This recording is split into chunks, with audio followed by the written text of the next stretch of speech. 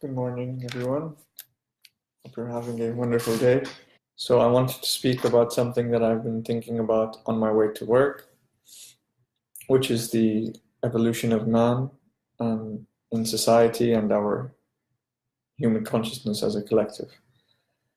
Now, I know it's a broad topic, and the title might be a bit vague or not direct, but I want to speak about how grateful, how blessed, and appreciative we should be of our present moment and where we are in history and where we stand, because we have so many privileges and so many great things and conveniences and luxuries in life that are due to the hard work and the sacrifices of our parents, our grandparents, our ancestors, everyone in the past who even fought wars, started revolutions.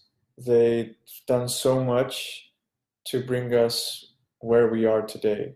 And if it wasn't for them, if it wasn't for everyone involved, if it wasn't for the first people who decided to step out of the jungle and start a civilization, we would not be where we are today. And I'm speaking about the positive aspects of it. Yes, there are some mistakes, or there were some mistakes that were made, which is natural. We are human. No one is perfect. But these mistakes were essential to bring us to the realization of these mistakes and why we should not repeat them now that we are mature and we have enough records to look back and reflect and say, we've done a lot of good things, but we've done a lot of bad things as well, and we need to change. Now, I want to speak about the evolution of society and how it started. If we go back to the survival of the fittest mode, in which man's main concern was to survive. So, living in an environment or an atmosphere with that mindset is totally different than what we are living in today. Yes, you may argue that we are still living in a survival of the fittest mode, but on a different level. I'm talking about the very basic level of getting food, shelter, and the basic needs, necessities of life.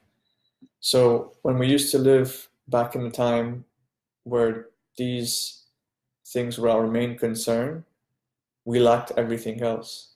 What I mean by everything else means we lacked the value of building relationships with other people. We didn't have friends and neighbors and colleagues and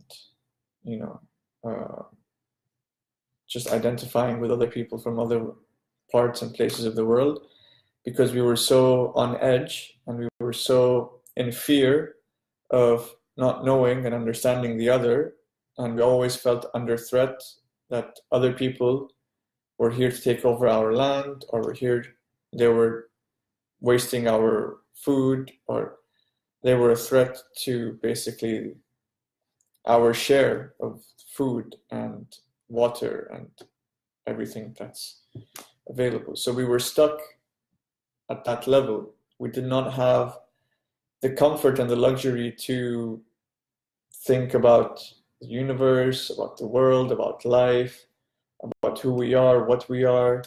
We didn't have the luxury to be creative and to paint or play music or do all the beautiful things that we have today, because we were so grounded on a very basic and low level of consciousness or of awareness that I am this body that gets hungry and tired and sick, and I have to look out for myself, because if I don't, then I stop existing.